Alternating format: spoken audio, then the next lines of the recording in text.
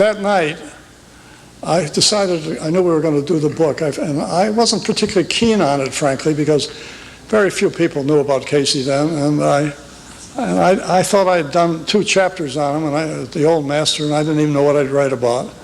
So as I was mulling this over and I was collecting stuff from the old book, and it was 1 o'clock, and I thought, well, I better turn in, you know, and it's, I'm pretty well, I'll get up tomorrow. And the phone rang at 1 o'clock, and this woman was on the phone, and her name was Madame Bathsheba, and I'd written about her, and she had gained some fame or notoriety in the Chicago World's Fair by telling Mayor Cermak of Chicago not to sit next to a man that would be more illustrious than he was in a car, because they tried to shoot him, and the bullet would hit him, Cermak.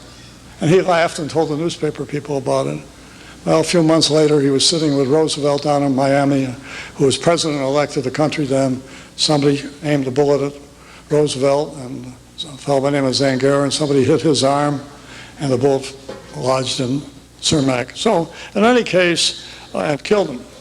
And so, in any case, she was somebody to listen to, and she said to me, Edgar Cayce just came to me, and he's very pleased that you're going to be writing this book about him. And I says, is that right? How long had you decided? A couple days? Yeah, and there was nobody in this world except Jack O'Leary back in California, and he didn't know that I was going to write it. He was just suggesting it. And I had made up my mind already. I felt this impulse. I was going to write it. And she says, I said, that's interesting. She says, well, he wants to tell you how to write it. And first of all, he wants to give you the title, The Sleeping Prophet. That's where it came from. I said, wait a second, Bathsheba, I want to get a pencil. So I wrote it all down, which shows the open mind I have. Some people say it's a sieve, but sometimes it holds things. At any rate, I took it all down, and she said he wants you to get into his life readings on reincarnation. He wants you to get into his predictions about the Earth's changes towards the end of the century, which I did. He wants you to get into some things on Dr. Ketchum. And then she mentioned 3 or 4 other things, and I wrote them all down. And he even mentioned Dr. Ketchum, who I had only mentioned sort of in the other book. I wrote it all down. She said, if you do as he says, you will write the book in amazingly rapid time. If you're ever in trouble, just look over your shoulder and meditate on him, and he'll help you.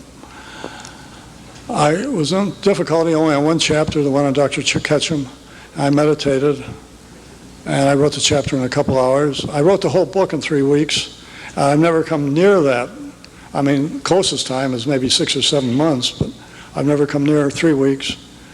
And then the book, which didn't have, I remember Eula and Cayce looking at it. It was Edgar's son. He says, well, it's all right, but it's not up to Tom's book.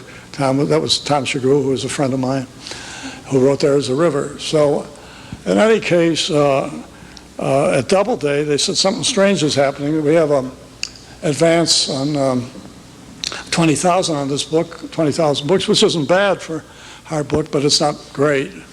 But they said something is happening. The book isn't out yet, and yet stores that have ordered it are already reordering it, and we can't understand that. So then I told Lee Barker the story. He had never heard it before, about Edgar Cayce coming through to me.